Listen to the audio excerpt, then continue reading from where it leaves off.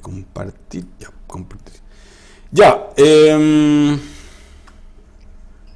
¿ven la diapositiva?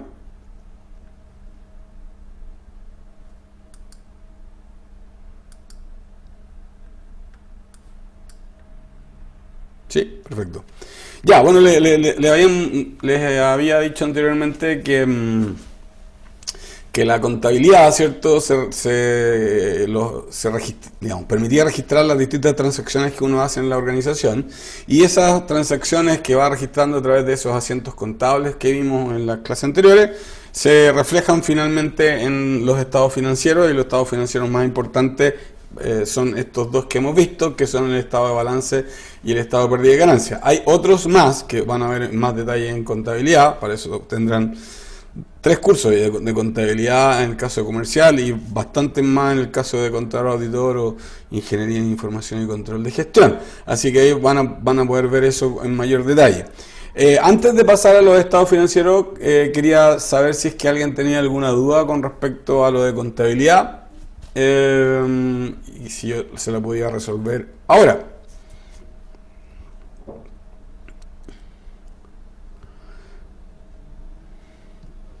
¿Todos tienen claro lo de contabilidad?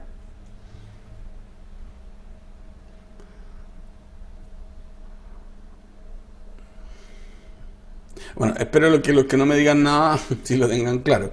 Entonces voy a seguir con lo que corresponde entonces a los estados, al análisis de estados financieros y análisis de índices financieros, que es lo que voy a ver ahora, y además voy a comenzar con un poquito de finanzas. Entonces, yo le había visto esto, entonces esto es un balance resumido, porque no están todas las cuentas detalladas, pero están los totales de cada uno de los componentes del balance. Fíjense, el total de activos corrientes o circulantes, el total de activos generales, ¿cierto? El total de pasivos corrientes, el total de pasivos, otros pasivos, y el total de alguna manera de capital o patrimonio, equity. Eso significa equity en inglés. A propósito, yo he puesto esto un poco en inglés porque mucha de la información va a estar en inglés, y además para recordarles que a las personas que les cueste un poquito más eso, o que tengan que ponerse un poco más al día, no lo pierdan, y los que lo tienen el inglés no lo pierdan. El inglés es muy importante para el mundo actual de los negocios y de las empresas. Bueno, y acá decíamos, una diferencia entre estas dos hojas, solamente para que no se pierdan, es que unas son trimestrales y las otras son anuales, ¿ya? Y lo mismo se puede hacer con el estado en este caso se llama de ingreso, pero es como un estado de pérdida y ganancia, ¿cierto? Donde tengo normalmente los ingresos primero, y después tengo los gastos en general. Después tengo algún tipo de cosas que son los impuestos. Fíjense que ahí tengo utilidad neta o ingreso neto antes de los impuestos. Después tengo los impuestos, y después tengo algunos gastos financieros, ¿cierto? Y al final después de todo eso, llego a la utilidad neta. Ya, y en este caso, este ejemplo, ¿cierto? Que es de la TAM. El LTM es como el indicador de la TAM en el mundo, en las bolsas norteamericanas cuando se transa, ¿cierto? Y aquí están las informaciones al cabo de un año. Recuerden que los estados de pérdida y ganancia reflejan lo que se ganó o perdió en un periodo en el periodo que se está reportando. Por ejemplo, si esto es el 31 del 12, del 2019, significa que lo que aparezca acá, estos valores, son el acumulado de ese año. Cuando termina el año, como que se resetean todas las cuentas de pérdida y ganancia, se quedan en cero. Entonces se vuelven a llenar, digamos, durante el año siguiente, durante el periodo siguiente. Entonces esa es una cosa importante. En cambio, en el caso del balance, representa una foto total, desde el acumulado total de la vida, ¿cierto? Profe, dice Gisela Ramírez, como grupo 6, el botón se incluyen, ya salimos durante la sesión, pero que salí sorteado, pues ¿qué puedo hacer? Así que Gisela, lo sorteé así al azar. Ya. después, si se consigue un voluntario, excelente. Si no se consiguen un voluntario, tendrán que presentar. Ya, entonces, estos son el balance. Y lo que vamos a ver ahora van a ser dos tipos de análisis. El análisis de los estados financieros y el análisis de los indicadores financieros. Ya, estos que aparecen acá arriba, ¿cierto? En general, perdón, se me va para atrás.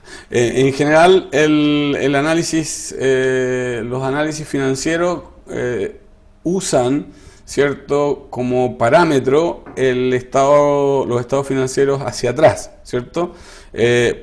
Entonces, lo que normalmente uno hace es, por ejemplo, en el estado de resultados, es ver los aumentos en porcentaje respecto del periodo anterior, ¿cierto?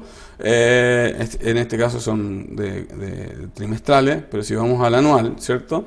¿Cómo ha cambiado, cómo ha variado, por ejemplo, en este caso los ingresos, cómo han variado el margen bruto, gross profit, ¿cierto? Fíjense que en este caso más bien se ha mantenido estable, o sea, no han aumentado las ventas en general, sí, desde 9.000 a 10.000. Perdón, sí, bien digo, de 9.000 a 10.000 aproximadamente. Sin embargo, el gross profit se ha mantenido bastante parecido. Y lo que ha pasado es que el costo de las ventas, ¿cierto? El costo de las ventas ha ido aumentando. Ha aumentado prácticamente igual que los ingresos. Por lo tanto, el margen no se ha visto reflejado en una mejoría. ¿Ya?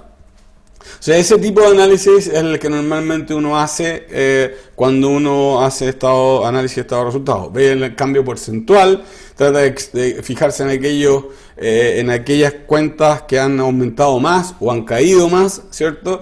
Y trata de examinar qué podría estar pasando ahí, ¿ya? Ese es como el objetivo principal, ¿ya? Como eso a veces es un poquito, o sea, se puede hacer y lo único que se necesita es una planilla Excel y aquí una columna extra, por decirlo acá, ¿cierto? Entre medio del 2018 y el 2017, en que se vea el cambio porcentual del último año. Uno podría hacerlo para todos los años si quisiera, ¿cierto? Entonces, Matías pregunta, ¿por qué podría haber un aumento del costo de ventas? Esa es una pregunta que uno se tendría que hacer. Entonces, si es que uno estuviera analizando este estado de pérdida de ganancia, uno lo que podría ver es el detalle de estos costos, ¿ya? A veces en el estado de pérdida de ganancia no aparece tan detallado, entonces uno tendría que ir a pedirle justamente al área de contabilidad que a uno le desglosaran qué pasó, qué costos están subiendo. Por ejemplo, pueden estar subiendo mucho las remuneraciones. Recordemos que es la TAM, ¿cierto? Entonces a lo mejor pueden haber subido mucho las remuneraciones. ¿Por qué pueden subir mucho las remuneraciones? Porque se ha contratado mucha gente, o porque la gente se ha mantenido igual y se le ha subido el sueldo, o una combinación de ambos, o porque han subido otros insumos. Por ejemplo, a lo mejor han subido los costos de arrendamiento de los aviones, o los costos financieros, perdón, no financieros porque esto es operativo, los costos del petróleo podrían haber aumentado en ese periodo, ¿cierto? Otros insumos, ¿cierto? Los costos de mantención. Entonces, pueden haber distintas razones y por eso es que ahora, este es un análisis bien así como más general, entonces, para permitirme que después yo me meta en más detalle, ¿cierto? Para poder identificar cuáles pueden ser las razones de esto, ¿ya?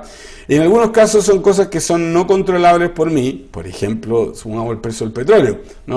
Si fuera una línea aérea, por más que yo quiera, no voy a poder hacer mucho al respecto. Lo único que podría hacer es tratar de en el mediano plazo, ¿cierto?, comprar o tener una flota de aviones que sea más eficiente, ¿cierto? Esa es una posibilidad, o tratar de eliminar algunas rutas que no sean tan rentables, justamente porque se gasta mucho en combustible y a lo mejor no se le saca tanta rentabilidad porque no tienen los precios adecuados. Pueden haber distintas cosas, pero y eso es una de las cosas que permite el análisis de los estados financieros, es tener una información mucho más, primero, tener un diagnóstico general y segundo, permitir ir a temas específicos que a lo mejor pueden ser relevantes y que son relevados solamente por analizar los numeritos, ¿ya?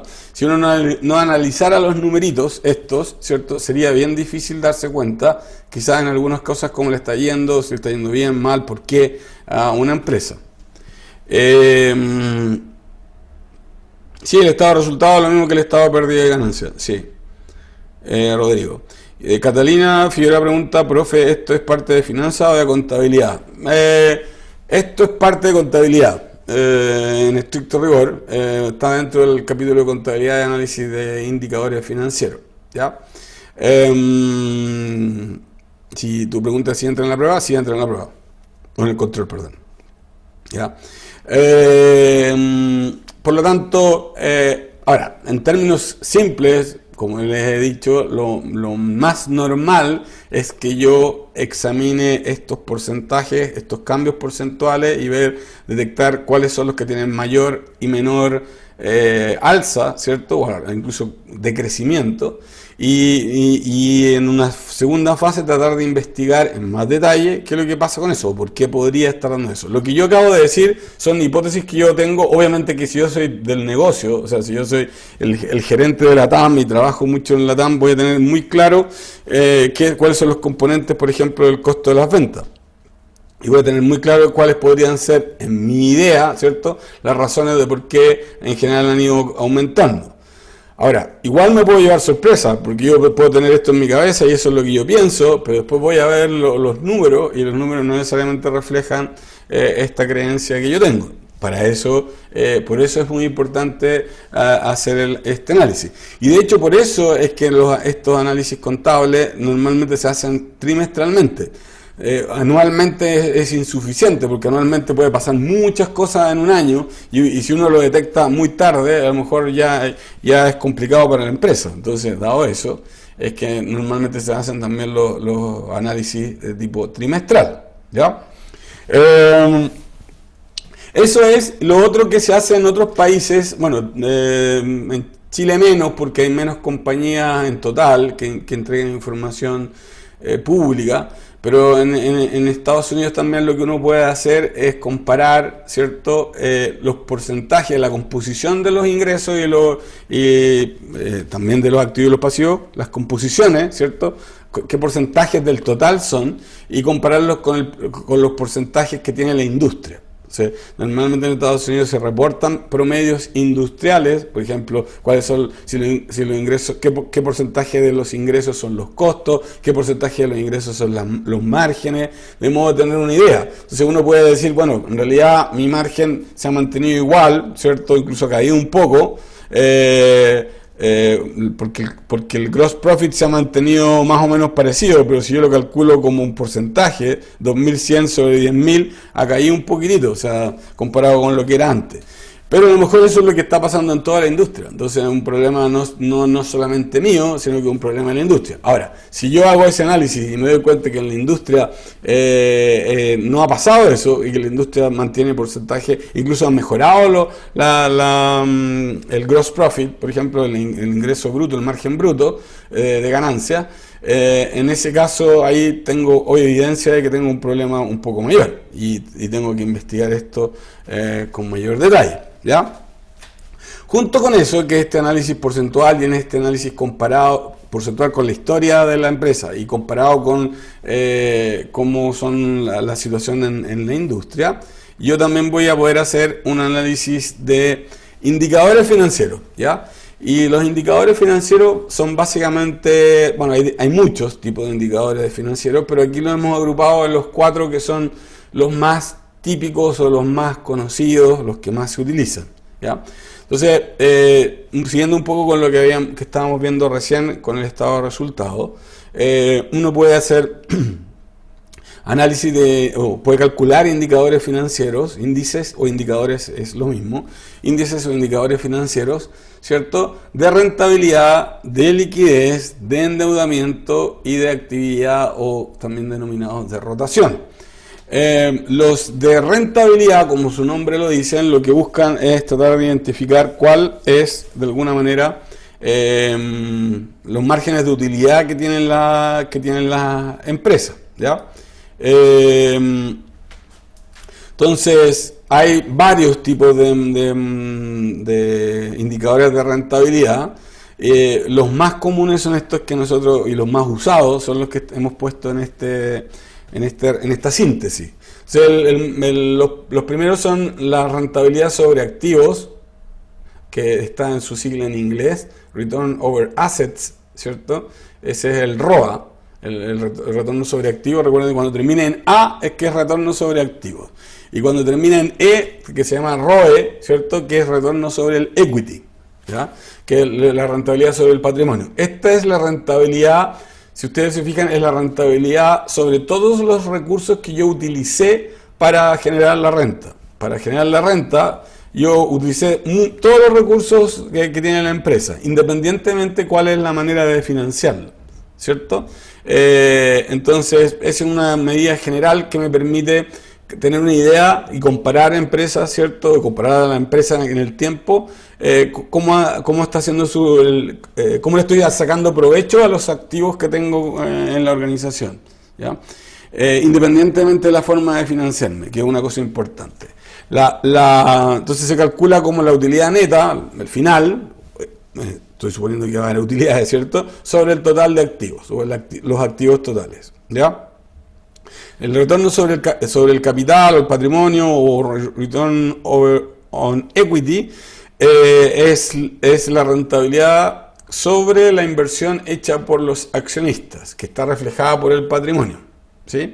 Entonces, de alguna manera, como la rentabilidad que queda, la utilidad que queda, ¿cierto? Perdón, la utilidad que queda, esa va al inversionista, y el inversionista está tomando riesgos para obtener una rentabilidad. Esto es importante, sobre todo para el accionista, pero también para la gerencia, para ver si es que el accionista está obteniendo el retorno que él estima conveniente asociado al riesgo. Acuérdense que en este caso, en cualquier negocio, hay un riesgo asociado. Entonces, y hay una máxima en finanzas y en economía que dice que a mayor riesgo asumido debiera haber mayor retorno esperado.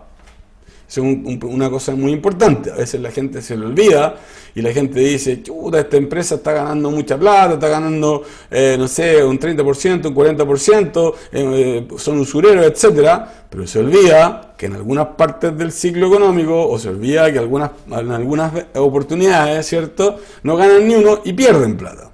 Si ustedes se fijan, hoy hay algunas empresas, si ustedes miren hoy día lo que pasa, las empresas que venden alimentos, esas están vendiendo incluso más que antes, ¿cierto? Y por lo tanto, y en general se ha mejorado o se han mantenido su rentabilidad.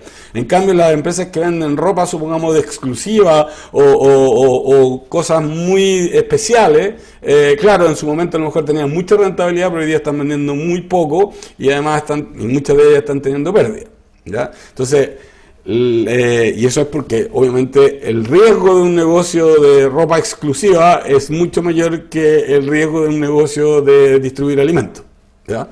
Y eso es lo esperable. Aquí hay algunas preguntas.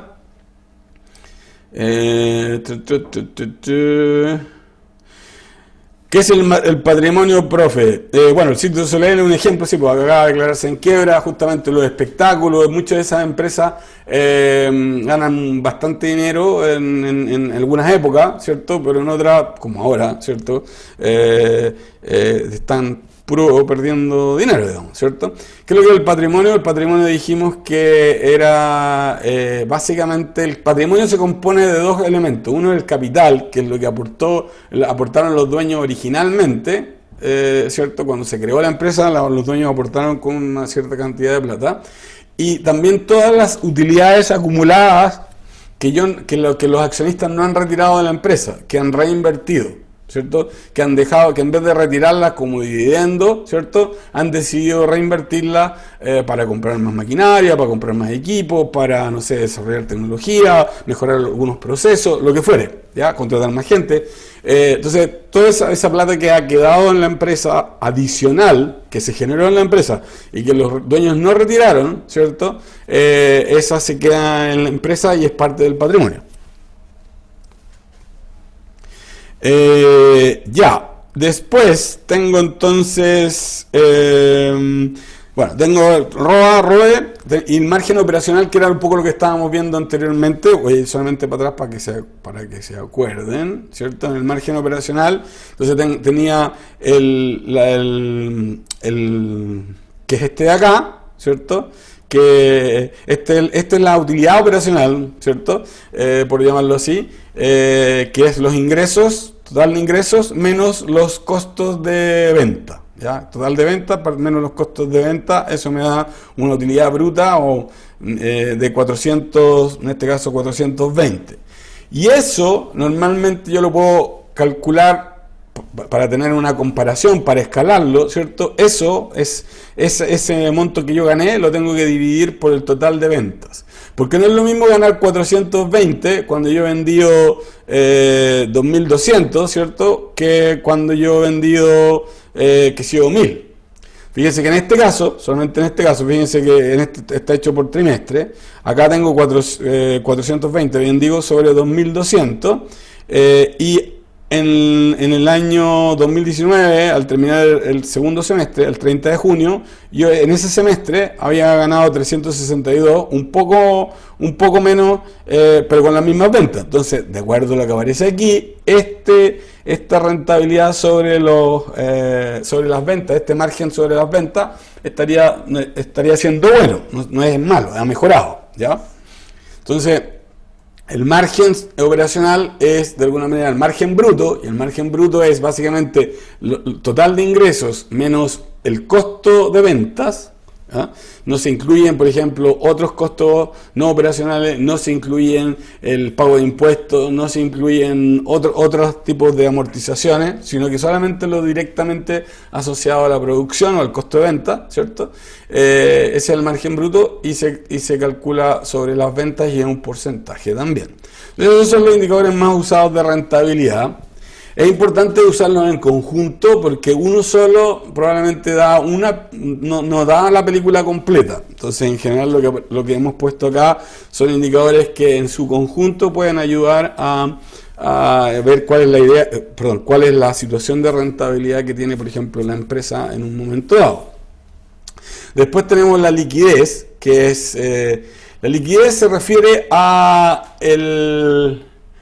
la cantidad de dinero que yo tengo, o más que la cantidad de dinero, cuál es la posibilidad que yo tengo en el caso que yo tuviera que pagar rápidamente algunas deudas o pagar algunas obligaciones, yo no tuviera un problema. ¿Ah? Eso es lo que indica la liquidez. Una empresa con más liquidez significa en la práctica que tiene más activos circulantes, en el extremo que tiene mucha caja. Una empresa muy líquida significa que tiene mucha caja disponible, ¿ya? El activo más líquido es la caja, la plata, el dinero del banco. ¿Por qué? Porque esa plata yo la saco solamente y puedo pagar, no tengo que hacer nada. Entonces, imagínense una empresa, supongamos por un segundo, una empresa que tiene 10 millones en plata, tiene 1 millón en activo fijo, o 9 millones en plata, en 1 millón en activo fijo, tiene un total de activos de 10 millones, ¿cierto? Entonces, total de activos de 10 millones. Y la otra empresa, voy a hacerlo al revés, tiene 1 millón en caja, ¿cierto? Y 9 millones en activo fijo. Eso tiene los mismos 10 millones. Pero la empresa A es mucho más líquida, porque si tuviera que pagar cualquier deuda, ¿cierto? Ellos tienen 10 millones para pagar. Por lo tanto, no tienen ningún problema, ¿cierto? Prácticamente, tienen muy poco problema. En cambio, el otro, ¿cierto? Si yo tengo 1 millón solamente en caja y 9 millones en activo fijo, y supongamos que yo tuviera que pagar una deuda de 2 millones, ya, saco el millón de pesos y pago la mitad de la deuda. ¿Y qué hago con la otra mitad que tengo que pagar? Empiezo a vender las máquinas. Se me pone complicada la cosa. A lo mejor algún equipo viejo, a lo mejor alguna cosa la puedo vender, pero eso se va a demorar un tiempo. Y si no, si lo quiero vender rápido, voy a tener que asumir un costo, voy a tener que venderlo muy barato, voy a perder plata. Entonces, lo que busca medir la liquidez es cuán líquido, de alguna manera, la empresa es, porque las empresas normalmente quiebran en el corto plazo, no quiebran en el largo plazo. Fíjense lo que yo estoy diciendo. Las empresas normalmente quiebran por problemas de solvencia o liquidez. ¿Ah? Si ustedes piensan el Cirque du Soleil o la TAM, le estaba yendo razonablemente bien. Bueno, el ciclo se le últimamente no tan bien, pero uno podría suponer que la TAM u otra en el mediano plazo podrían subsistir, ¿ya? Pero el problema es que si no tienen suficiente caja y esto se alarga lo que se está viviendo por otros 3 meses más o otros 6 meses más o un año más, ¿cierto? Obviamente que ellos no son capaces de resistir porque tienen muchas obligaciones que ir pagando, aunque liberen algunos trabajadores, aunque suspendan algunos de ellos, aunque rebajen algunos sueldos, les bajen la jornada, etcétera. Igual tienen que pagar muchas cosas y no les da la liquidez para solventar eso. Eso independientemente que a lo mejor el año 2022, el 2023, el 2024 y el 2025, si ellos se mantuvieran en operación, les podría ir muy bien, ¿cierto? Pero tienen que pasar el corto plazo, desafortunadamente. Lo mismo le pasa a todas las empresas chicas. Todas las empresas chicas que normalmente tienen problemas de liquidez porque están al día, ¿cierto? La plata la mueven para allá, para acá, pero no tienen mucha plata en caja, ¿cierto? Esas empresas sufren de eso y por eso es que es un indicador muy importante, ¿ya? Las existencias sí se incluyen en los activos circulantes. Entonces, fíjense que en este caso el índice de liquidez normal, el común, ¿cierto? Son los activos circulantes menos los pasivos circulantes. O sea, partido por los pasivos circulantes. O sea, si yo tengo, voy a decir en el ejemplo último, que tenía 1 millón de pesos y 9 millones en activos circulantes y 9 millones en activo fijo, supongamos que yo tuviera pasivos circulantes de 2 millones. O sea, que tuviera obligaciones para pagar en el corto plazo de 2 millones, ya sea deudas a terceros, proveedores, etcétera. Si yo calculara este índice de liquidez, sería 1 millón partido por 2 millones, 0,5. Horror, porque significa que hoy tengo solamente plata para pagar la mitad de las deudas que tengo que pagar durante el año. Eso me está indicando que voy a tener un problema de liquidez y que tengo que resolverlo de alguna manera, ¿ya? Si yo tuviera 1 millón de pesos en caja, pero además tuviera, supongamos, 4 millones o 3 millones, por ponerlo así, 3 millones en existencia, ahí ya tendría activos circulantes 4 millones, ¿cierto? Y pasivos circulantes 2 millones. Si yo hago la división, me daría 4 millones partido por 2 millones, me daría igual a 2. Eso no está tan malo, eso está bastante mejor, ¿cierto? Porque esos activos que son circulantes, por ejemplo las existencias, como decía Rodrigo, yo esperaría que las voy a vender durante este periodo, por algo son circulantes. Entonces, con la venta de esos activos circulantes, de esa existencia, de esos inventarios, yo voy a poder pagar esos 2 millones de pesos de deuda que tengo en el corto plazo. Entonces, en general, indicadores de liquidez deberían estar sobre 1. Ese es como lo normal, a ver, ni siquiera lo normal, lo mínimo, ¿ya? Y ojalá fueran 2 para arriba, eso siempre es mejor, va a depender de la industria, y esto no hay una regla general, pero 1 es como lo mínimo de lo mínimo, ¿cierto? Menos de eso significa que yo tengo riesgo de caer en insolvencia en el corto plazo muy alta, ¿ya? Mientras más alejado de 1 esté, mejor, ¿ya? Y el otro indicador de liquidez, que es el más, también se llama indicador de liquidez ácido, y se llama ácido porque es como más exigente, es más fuerte, ¿cierto? Es los activos circulantes menos las existencias, o sea, en el fondo es casi como caja, ¿ya? Caja y algunas obligaciones que por cobrar, perdón, algunas cuentas por cobrar muy líquidas, pero en el fondo es casi como si fuera caja o banco, ¿cierto? Dividido por los pasivos circulantes, ¿ya? Entonces el ideal, nuevamente acá, es que si yo tengo una caja que es 1 o más, ahí estoy bien, estoy espectacular, ¿ah? Porque significa que en el corto plazo tengo toda la caja, ¿cierto?, para pagar las obligaciones que tengo en vista durante el año, ¿ya?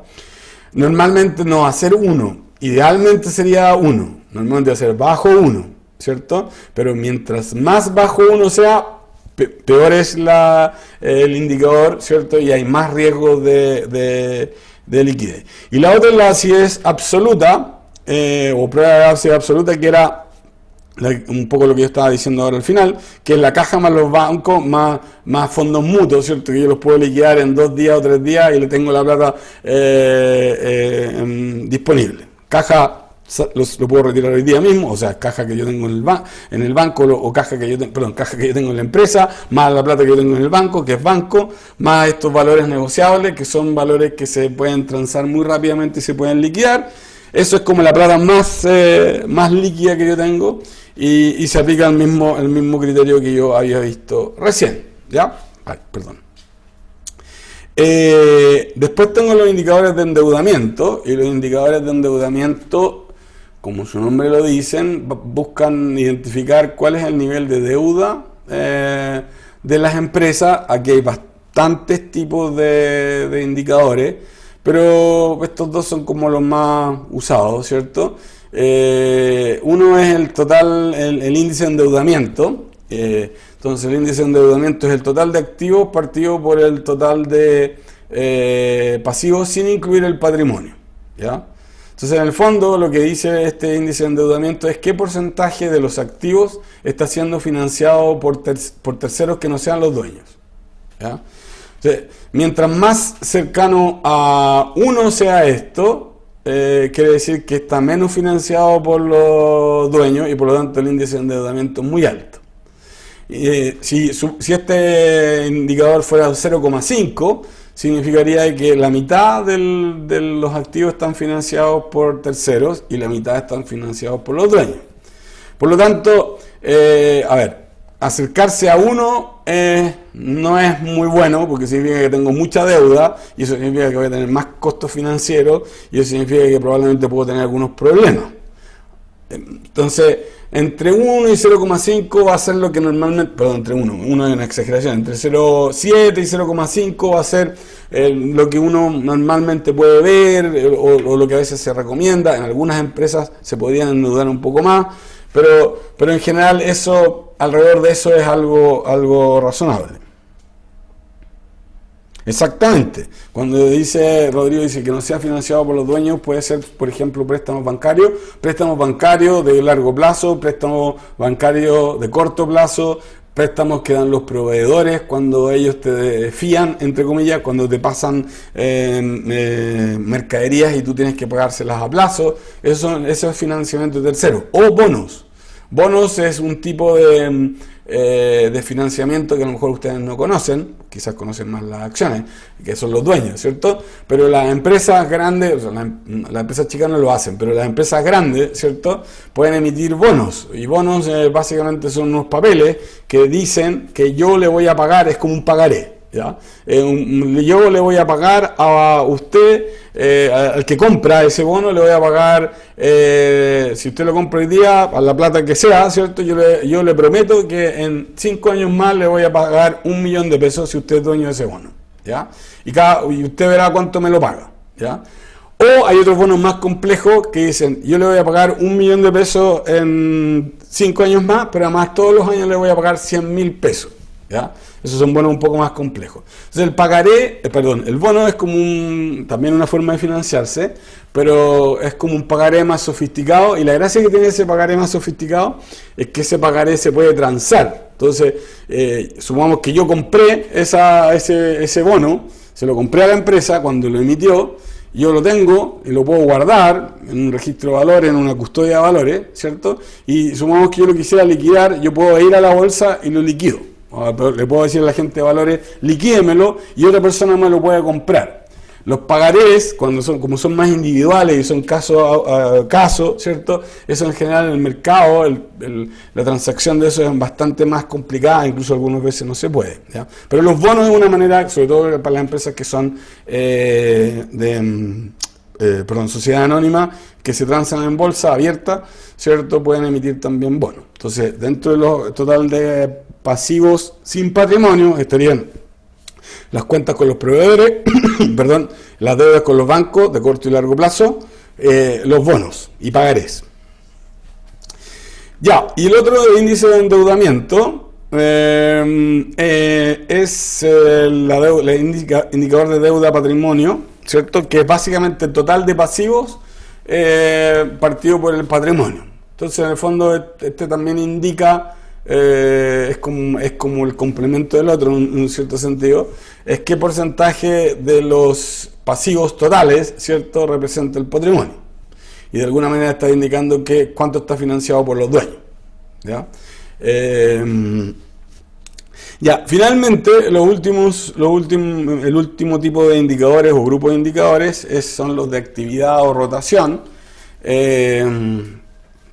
Ahí entran los de rotación de cuentas por... A ver, en términos general, lo que buscan los índices de actividad o de rotación es tratar de identificar cuán rápido tú estás moviendo las mercaderías o las cosas que tú vendes. Cuán rápido lo estás moviendo. Mientras más rápido sea, quiere decir de que tus productos son, entre comillas, más hot, ¿cierto? Y por lo tanto se venden fácil. En cambio, si tú tienes productos que están en la existencia por mucho tiempo, eso tiene problemas. Puede ser dos cosas. Uno, que sean productos que no sean tan buenos, no son tan atractivos, no hay tanta demanda y por lo tanto tú tienes que incurrir en muchos costos de mantener esos inventarios para venderlos. O también puede decir que, o puede indicar que a lo mejor tienes alguna ineficiencia ahí, que por alguna razón no estás haciendo bien la venta, a lo mejor los productos no son tan malos, pero tú estás haciendo muy poca venta, estás haciendo muy poca promoción, y tienes algunos problemas en el funcionamiento. A lo mejor tus sistemas de logística y de cadena de distribución no son tan buenos, y eso limita la venta, etcétera, ¿ya? O sea, los indicadores de actividad y rotación están vinculados a eso. Y el más común, el que aparece al final, es la rotación de existencia, ¿cierto? Que uno tiene que ocupar, en este caso, el indicador que aparece, o la cuenta que aparece en el balance de la existencia de los inventarios, calcular el promedio, por ejemplo, al fin del año anterior, comparado con el fin del año en curso, se calcula el promedio del año, en el fondo, y se multiplica por 365 y se divide por costo de venta, y uno va a poder ver cuántos días en promedio están estas mercaderías en la empresa, ¿ya? Lo mismo con las cuentas por cobrar. ¿Ya? Voy a dar un ejemplo para que lo veamos. Los índices de actividad y rotación no los voy a ver tanto, así que por eso que no lo estoy explicando tanto, y lo van a ver más en contabilidad. A mí me interesa que tengan una idea más general de cómo se aplica este análisis financiero. Entonces, veamos este ejemplo. Un ejemplo de, tengo 2 años, ¿cierto? Tengo acá el balance y tengo acá el estado de pérdida y ganancia. Tengo el año 2019, fin de diciembre del 2019, y tengo el año 2018, ¿cierto? Acá tengo, fíjense, las diferencias en montos, y tengo las diferencias en porcentaje, ¿cierto? Lo mismo con el estado de pérdida y ganancia. Esto que está acá, ¿cierto?, sería el análisis de los estados financieros, como yo les decía, las comparaciones porcentuales, cuáles han caído más, cuáles han caído menos, cuáles han aumentado, ¿cierto? Y lo que tengo a la derecha es el análisis de indicadores financieros. Y acá tengo los indicadores de endeudamiento, los indicadores de liquidez y algunos indicadores sobre rentabilidad. En este caso no pude calcular margen porque acá no tenía el total. Podría igual calcular el margen sobre venta. Si yo quisiera, podría multiplicar, o sea, dividir este 60.000 por los 500.000 o este 50.000 por los 300.000, y podría calcular el margen, ¿cierto? En este caso sería el 13 dividido por el 11, acá, ¿cierto? Me darían los márgenes, ustedes lo pueden calcular si quieren, ¿ya? Entonces, aquí voy a irme al tema de los indicadores financieros. Fíjense que en el caso del endeudamiento, cómo ha aumentado, ¿cierto?, el porcentaje del endeudamiento de alguna manera, ¿cierto? Porque yo antes tenía el total de activos con respecto al... me voy para atrás. Tengo un total de activos de 8 y en el año 2018 y tengo un total, un indicador de retorno de endeudamiento total, ¿cierto? De 8 en el 2018 y un indicador de endeudamiento total de 3,12 en el 2019. Fíjense cómo lo calculé. Es 5, que es en este caso el total de activos, ¿cierto? Dividido por pasivos sin patrimonio, que en este caso los pasivos sin patrimonio serían el 6 y el 7, porque el patrimonio sería el 8 y el 9, que es el capital más la utilidad, ¿cierto? O sea, al dividir el 5 partido por el 6 y el 7, en el caso del 2018 tenía básicamente 1.200.000, ¿cierto? Dividido por el 6 más el 7, casi no tenía ninguna deuda, ¿cierto? Tenía 150.000 de cuentas por pagar y no tenía deuda con el banco. O sea, prácticamente todo era de alguna manera financiado por los dueños. Entonces, ahí en este caso tenía un buen indicador, estaba bien. Pero, si es que yo voy al año 2019, ¿cierto? Me doy cuenta que cada vez más está siendo financiado por, o ha aparecido más deuda con terceros. Y ustedes lo pueden ver acá. Entonces, si van, tengo 1.560.000, que es el total de activos, pero los pasivos, no el capital, ni la utilidad, ¿cierto? Aumentó en 390.000 al menos la deuda con los bancos. Cayó un poquito en las cuentas por pagar, pero la deuda con el banco aumentó fuertemente en 390.000. Entonces, al hacer el cálculo, ahora cae, ¿cierto?, el total de activos que es financiado por patrimonio, ¿cierto? Y por ende este indicador se hace un poco más chico.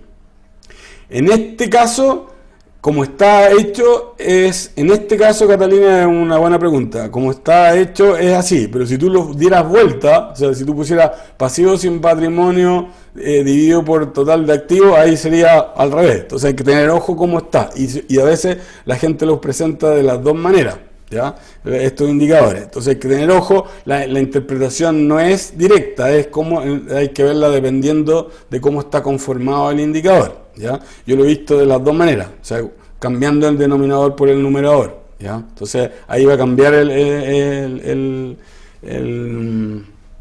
orden, digamos, o sea, en ese caso va a ser mejor que fuera más chico, pero en este caso, como está, ¿cierto? En el fondo lo que está diciendo es que si yo tengo un índice mayor, significa que muy poco de los activos está siendo financiado por pasivos con terceros. O dicho de otra manera, si yo tuviera que vender los activos, pago 8 veces mi deuda. Eso es lo que está diciendo, ¿cierto? O sea, si yo vendo todos los activos, con lo que yo obtenga de esos activos, puedo pagar 8 veces la deuda con terceros. O sea, el endeudamiento muy bajo. El 3 sigue siendo bueno, igual el endeudamiento sigue siendo bajo, porque si yo vendo todos los activos, ¿cierto? Yo puedo pagar 3 veces la deuda que tengo, entonces 3 veces, por lo tanto igual es bueno, ¿ya? Pero ha aumentado el endeudamiento, ¿sí? Eso es lo que se observa ahí. Y de hecho eso también se observa en el indicador de más abajo, porque el indicador de deuda-patrimonio, ¿cierto? En este caso ha aumentado la deuda sobre el patrimonio. Antes la deuda sobre el patrimonio era un 14% o 0,14, en cambio acá es 0,47 que se está acercando. Si ustedes se fijan, ahora la deuda total con terceros es 110 más 390, o sea 500.000, en cambio el patrimonio es 1.060.000. ¿Ya?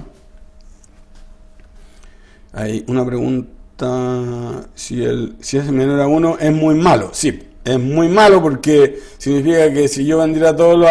De hecho, si fuera menor a 1, quiere decir que tienen patrimonio negativo, Rodrigo. Porque si fuera menor a 1, recuerda que porque esto es de partida doble, ¿cierto? Significa que tú tendrías a un lado, supongamos que fueran 1.000.000, para hacerlo simple, y al otro lado tu total de pasivos con terceros, supongamos que 1.100.000, ¿cierto? Ahí te daría menor a 1. 1.000.000 partido por 1.100.000 te daría 0,9 o algo así, ¿cierto? Pero para que cuadre, cuando tienes 1.000.000 y 1.100.000 y tú sabes que los activos tienen que ser igual a los pasivos, tendrías que tener un pasivo negativo de menos 100.000 para cuadrar. Significa que básicamente ya se eliminó la deuda con los terceros, le ha ido muy mal a la empresa. Entonces, en general, tú no vas a encontrar un menor a 1 de este indicador de acá arriba. ¿Ya? Ya, y finalmente tengo los indicadores de renta. Perdón, me paso los de liquidez, no vi los de liquidez. Liquidez, fíjense que en general, el primero, el activo circulante con pasivo circulante, en los dos años están bien, sobre 4, yo le había hablado sobre 2 como bueno, digamos, ¿cierto? Ahora están sobre 4 y en este caso sobre 5, así que en general están bien, ¿sí? Pero fíjense que un poquito es bueno mirar este de acá abajo, el de caja, el índice ácido, ¿cierto? En este caso tenemos solamente caja, ¿cierto? No tenemos otro. Entonces, si caja partido por pasivo circulante, pasó de ser de 1,33, o sea, con toda la caja yo pagaba 1,3 veces los pasivos corrientes, a 0,91. Aquí hay algo que no es malo, pero idealmente ojalá tuviera 1 o un poco más arriba, estaría más seguro. Reitero, no es malo, pero me indica que perdí un poco de liquidez ahí, ¿ya? Y eso es porque, claro, si ustedes se fijan en el 2018, yo tenía 200.000 en caja y 400.000 en existencia. En cambio, el año 2019 se me cayó a la mitad la caja y en cambio subió un poco la existencia, ¿cierto? Entonces eso hizo en promedio que mi indicador de acidez no cayera un poco, digamos, cayera un poco. Bueno, después tengo la rentabilidad, y rentabilidad estamos calculando el ROA y el ROE. Recuérdense que capital o patrimonio en este caso es sobre el capital, ni siquiera lo hice sobre el patrimonio completo, ¿cierto? El ROE, digamos, es 13 sobre 5 y 13 sobre 8, y fíjense que la rentabilidad sobre activo está parecida, pero ha caído un poquitito en la rentabilidad sobre activo, de 4,2% a 3,8%. Eso en general no es tan bueno, porque indica que hay algo que los recursos que yo tengo, los activos que yo tengo, a lo mejor no están rendiendo tanto, o puede ser que la industria está cayendo en su rentabilidad, ¿sí? Y por el otro lado tengo la rentabilidad sobre el capital, que en este caso sí ha aumentado un poco, porque fíjense que en las utilidades, ¿cierto? Pasamos de 50.000 a 60.000, ¿ya? Es una cosa importante. Pero el patrimonio, el capital no cambió en nada, cambió de 1 millón a 1 millón, por lo tanto básicamente no varió, ¿ya? Entonces por eso es que hay una mejor rentabilidad sobre el capital.